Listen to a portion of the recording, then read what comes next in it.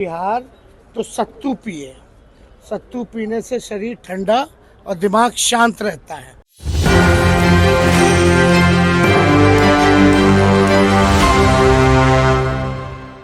और बिहार के बारे में ज़्यादा जानकारी प्राप्त कर सकते हैं। नमस्कार, मेरा नाम सज्जन। आप देख रहे हैं एक न्यूज़ 24। इस वक्त बिहार की सियासत सत्तू पर गरमाई हुई है। पहले तेजस्वी प्रसाद यादव नवरात्रा में मछली का वीडियो शेयर करते हैं, सावन में मटन का वीडियो शेयर करते हैं, लेकिन इस वक्त बिहार की सियासत सत्तू पर गरमाई हुई है। चलचलाती हुई धूप है। लेकिन इस वक्त जो अमित शाह और प्रधानमंत्री मोदी का बिहार का दौरा है, ऐसे में कल तेजस्वी प्रसाद यादव ने अमित शाह के ऊपर कटाक्ष करते हुए कहा था कि अमित शाह अगर बिहार बार बार आ रहे हैं तो उन्हें कम से कम सत्तू जरूर पीना चाहिए, उससे दिमागी संतुलन ठंड रहेगा और बिहार की सियासत का भी उन्हें अनुभव होगा।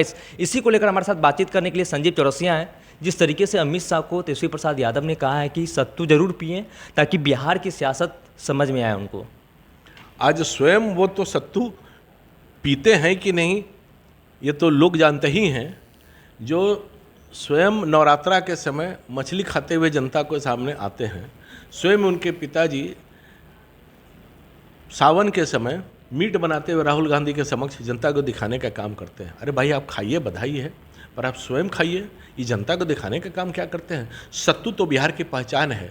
गरीब गुरबा का किस प्रकार के पोषण आहार है आप भी जानते हैं। सत्तू जो है संस्कृति की पहचान है, पर इसको लेकर एक मजाक के लहजे में करने का काम तेजस्वी करते हैं, ये कतई बर्दाश्त नहीं है। मैं तो यहाँ तक कहूँगा कि इस प्रकार का अनर्गल बयान देके अपने आप को जो बिहार की जनता के सामने पेश करना चाहते हैं, सही समय पर जनता देने का काम करेगी, जवाब देने का काम करेगी। वो उनका परिवार, उनके पिता माहौल बना के इस प्रकार का हरकतें करके एक मजाकिया लहजे में हरदम बिहार को पेश करने का काम किया है। कभी रोज़गार की बात, कभी विकास की बात उन्होंने नहीं किया। आज हम कह सकते हैं कि हम रोजगार के विषय पर, विकास के विषय पर, विश्वास के विषय पर जिस प्रकार से बिहार को आगे ले जाने का काम एनडीए के सरकार माननीय नीतीश कुमार जी, माननीय नरेंद्र मोदी जी के नेतृत्व में हुआ है और हम लोगों ने करने का काम किया, इस बात को बताने का काम किया है।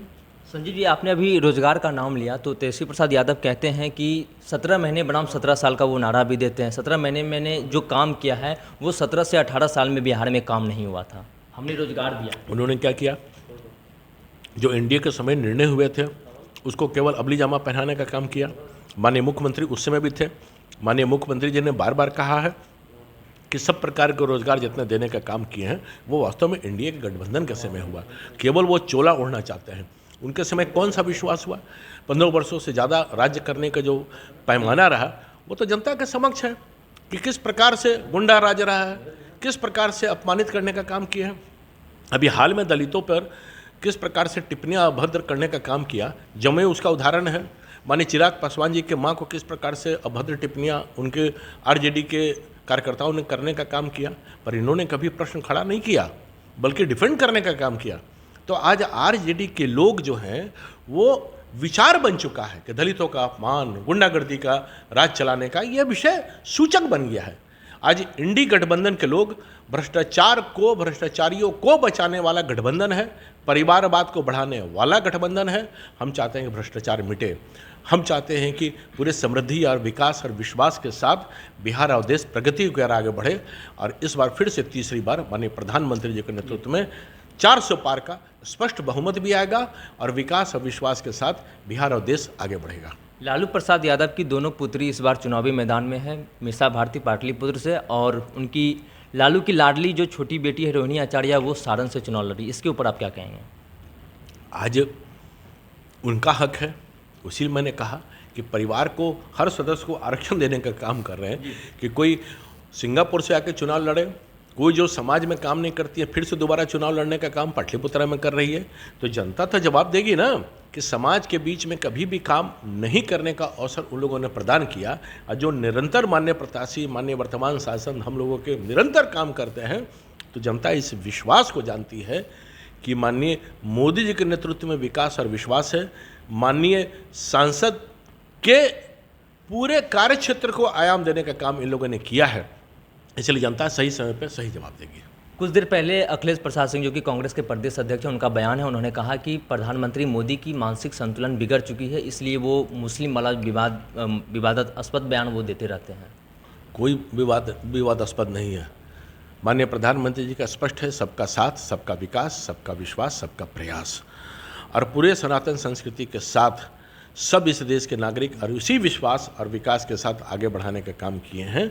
और अनेक आयाम पर माननीय प्रधानमंत्री जी ने आगे बढ़ाया है इस देश को। इस बात का देवकथ है कि जितने प्रकार की योजनाएं इस देश में रहती है, किसी का अलग अलग प्रकार से विभेद नहीं किया गया, सबको मिलने का काम हुआ है, सबको योजनाओं का नाम मिल रहा है। आयुष्मान से लेकर हो, उज्ज्वला से लेकर हो, जो योजनाएं मिल रही है, क्या विभेद है क्या इसमें?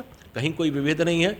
जो हमने कहा कि 25 करोड़ लोगों को गरीबी रेखा से ऊपर आने का काम हुआ है, उसमें सब सम्मिलित हैं।